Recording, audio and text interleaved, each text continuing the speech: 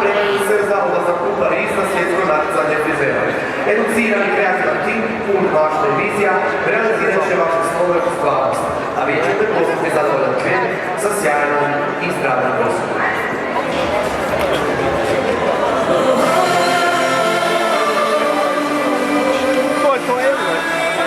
Ona omrutajca,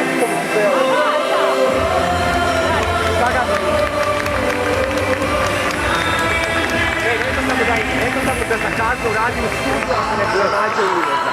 To je.